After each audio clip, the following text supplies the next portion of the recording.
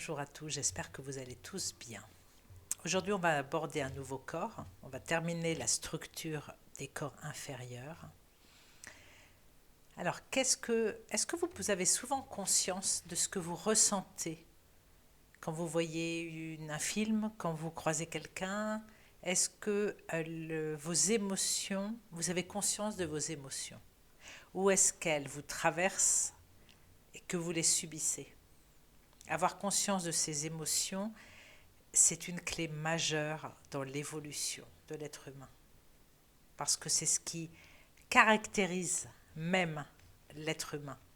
Donc aujourd'hui, cette capsule sur le corps émotionnel, j'espère qu'elle va vous aider à prendre conscience de ce corps.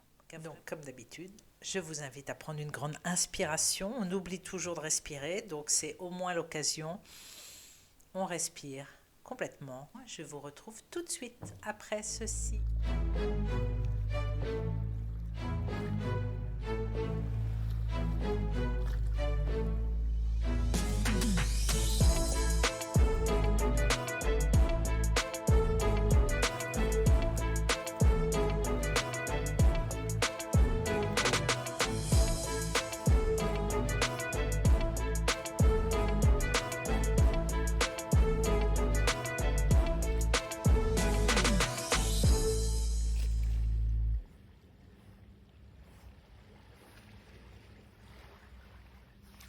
Alors, le corps émotionnel, c'est une enveloppe qu'on appelle aussi corps astral, corps des désirs.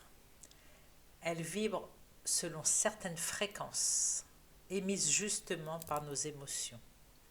Donc, plus on maintient notre vibration haute, même si les vibrations ne sont jamais constantes, plus ce corps sera expansé. Mais qu'est-ce qu'une émotion vraiment? C'est un ressenti. Et ce ressenti est directement relié à notre humeur, à notre tempérament, notre personnalité, notre disposition, notre volonté. Et le sentiment, quand on a des sentiments pour quelqu'un par exemple, le sentiment que nous ressentons, que nous vivons comme expérience, c'est l'une des composantes de l'émotion. Voilà ce qu'est l'émotion, voilà de quoi est fait ce corps émotionnel. Donc le ressenti est directement relié à l'intuition et c'est vraiment un corps justement à prendre en considération parce que les premiers ressentis sont proches de la réalité. Le corps est situé à 20 cm et ça va jusqu'à 1 mètre du corps physique. Vous imaginez, il est intimement rattaché au plan astral et cette information est cruciale, vraiment importante. Car ce corps émotionnel se charge, se renforce, se pollue ou au contraire s'épure selon les émotions que nous ressentons. Mais ces émotions sont liées au collectif, aux autres, donc à l'astral. Ça veut dire que cela ne nous appartient pas forcément. De façon générale, il stocke tout sans filtre. Il n'y a pas de tri, il n'y a pas de jugement, il emmagasine tous les ressentis et sentiments qui nous traversent. Et comme je viens de le dire, ça ne nous appartient pas toujours. Retenez bien ceci, vous imaginez le tableau? Et ce que ça entraîne pour nous, c'est une surcharge. On se remplit des émotions. Ça peut être de nos amis, de nos voisins. Et c'est nous qui emmagasinons ça dans notre corps émotionnel. Donc forcément, à un moment donné, il y a disharmonie, il y a surcharge, il y a trouble, il y a dysfonctionnement. Et ça, c'est avant de se manifester dans la matière. Donc si ce corps est plein, en surcharge, à un moment donné, ça va descendre dans le physique. Et c'est vraiment important à comprendre. On dit qu'un cancer met 7 ans à descendre dans le physique. Prenez conscience de ce mécanisme et vous serez capable de le maîtriser. Ça veut dire que ça va surcharger le corps émotionnel, ça va surcharger le corps mental, forcément le corps énergétique ne pourra pas faire son travail. Et petit à petit, ça va venir polluer le corps physique. C'est toujours le même process. Donc, s'il y a un événement extérieur qui nous déclenche une forte émotion, surtout dans un environnement négatif, hostile, elle va venir réveiller un trauma, une mémoire, une programmation ou tout simplement un inconfort. Et là, il y a risque d'engendrer par répercussion une faille. Et les failles sont les portes ouvertes au parasitage de toutes sortes. On se doit de garder nos corps subtils, forts, et justement sans faille. Donc on se doit de combler nos failles. On doit toujours vérifier nos failles et les combler par notre propre énergie vitale. Car peu à peu, ça va fragiliser ce corps émotionnel jusqu'à devenir rétracté, perméable à toutes les basses énergies. Donc par voie de résonance aux mauvaises rencontres, aux mauvaises fréquentations.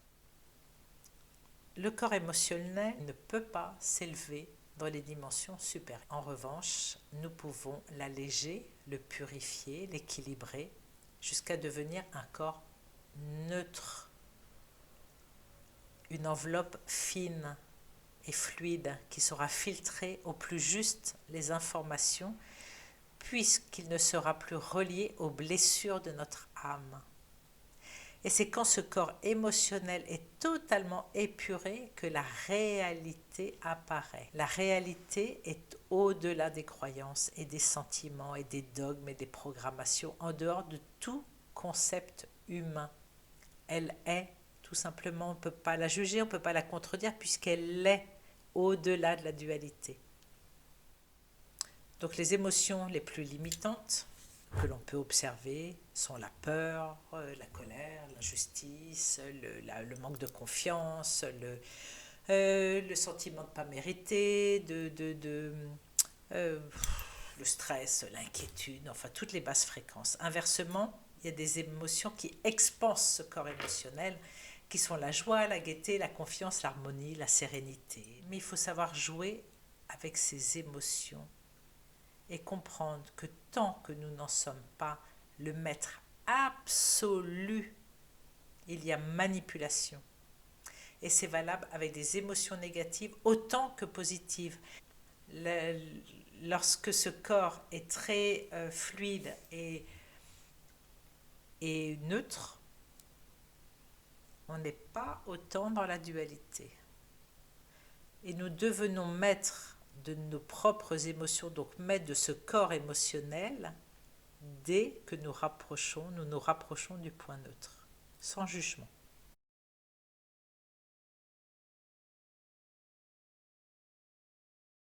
Alors ça ne veut pas dire de ne pas rire d'une blague ou quoi que ce soit. Ça veut juste dire ne pas se laisser trimballer d'un côté ou de l'autre, du côté positif, du côté négatif. C'est de choisir les émotions que nous voulons vibrer dans l'instant T. Et là, on va parler de plénitude et non plus de joie ou de tristesse. Parce que sinon, il y a une émotion qui va venir nous submerger tout d'un coup, de façon soudaine, inattendue, involontaire. Donc il faut bien comprendre qu'on doit donner l'autorisation pour être affecté par une émotion. Sinon, ça veut dire que nous la subissons. Donc, qu'elle est implantée dans notre corps, dans nos corps, et manipulée pour nous nuire. Ça, c'est très, très important à comprendre. Parce que le jour où l'humain arrivera à maîtriser ses émotions, il sera maître de lui, il sera donc maître du jeu. Donc, les émotions négatives vont entraîner et entraver ce corps jusqu'à le fragiliser. Cette fragilité va nous faire ressentir des émotions en yo-yo, passant d'un état d'être à un autre au gré des situations extérieures. On est le pantin de toutes les situations extérieures qui sont elles-mêmes manipulées par l'astral. Donc on va combler une peur par un besoin de sécurité, nous accrocher à quelqu'un, ou un besoin d'être surveillé par des caméras de surveillance, par exemple. On va combler de la tristesse par du sucre, la colère par un câlin, par une dépendance affective. On va chercher un pansement extérieur, un déséquilibre intérieur. Et ça jusqu'à intégrer le fait qu'il faille revenir à l'origine de cette émotion pour la transmuter. et combler nos failles. Alors c'est une vision sommaire de notre corps émotionnel, je l'entends. Il y a beaucoup de nuances, comme apprendre à différencier la colère vibratoire et la colère interférée. Encore une fois, là on n'a pas beaucoup de temps. On le sait, on le constate, ce monde inversé dans lequel nous tentons, nous, pauvres humains, de survivre, nous manipule par l'une des plus grandes émotions limitantes et interférantes, qui est la peur. Et on se laisse tellement manipuler par la peur que l'on ne sait pas que l'on court directement à l'abattoir. On va obéir à un système qui va nous apporter une solution à un problème créé de toutes pièces, juste en appuyant sur une émotion qui est la peur. C'est très facile, hein ? C'est très très facile de jouer avec la peur des humains. La peur de l'avenir, la peur du manque de financier, la peur des tremblements de terre, la peur du chaos, la peur de la mort. La peur de la mort, c'est l'une des peurs qui est vraiment fondamentalement, intrinsèquement engrammée dans nos cellules. D'ailleurs, quand on commence un travail sur soi, c'est l'un des derniers volets avant notre libération, c'est de maîtriser totalement, et je veux dire inconsciemment, parce que consciemment on va dire non, j'ai pas peur, mais inconsciemment c'est une programmation mentale, donc il faut aller la déloger, cette peur du vide, du néant, de la mort. Mais si on en revient à ce que je disais sur le corps énergétique, je crois, le néant n'existe pas, le vide n'existe pas, il est plein d'informations. Voilà, il y a tout un concept à reprendre du début, et pour ça, on doit effacer toutes nos croyances et intégrer une nouvelle façon de voir les choses qui vient vraiment de l'intérieur de nous. Vraiment de l'intérieur. C'est reprendre tout à la base en fait. Parce que la peur, c'est un instrument de manipulation des masses. Et lorsque l'on maîtrise ça, on va le maîtriser parce que l'on sait profondément qu'on est libéré de tout. Quand on maîtrise ça, on sait que quelle que soit la situation extérieure, on va toujours trouver l'équilibre. On saura toujours quoi faire à l'instant T. Pourquoi ? Parce que l'on sera relié à notre propre conscience et elle sait tout, elle voit tout et elle est partout à la fois. Voilà, donc on reprend notre propre puissance. Donc ce corps émotionnel, il faut vraiment, vraiment travailler dessus, intégrer, aller faire un nettoyage de toutes nos émotions. Voilà, quand je faisais mes accompagnements, c'était vraiment l'une des premières choses, c'était vraiment apprendre à ressentir où se logent. D'abord, quelles sont les émotions les plus importantes pour vous, en fait. Et puis, apprendre à les nettoyer. Voilà, bon allez, je vous laisse là-dessus, ça va être trop long après. Je vous embrasse et je vous dis à demain. Et n'hésitez pas à partager ces vidéos. Pourquoi ? Parce qu'il y a beaucoup de personnes qui ne croient en rien, ni à la religion, qui ne sont pas croyants, ni à la spiritualité. Et c'est parfait, justement, c'est parfait ainsi. Au moins, elles n'ont pas ce nettoyage, cette déconstruction à faire, ou en tous les cas, beaucoup moins. Mais ces personnes-là ne sont pas reliées à elles-mêmes. Et il est temps maintenant de se relier à nous-mêmes, de se relier à notre part divine, en fait.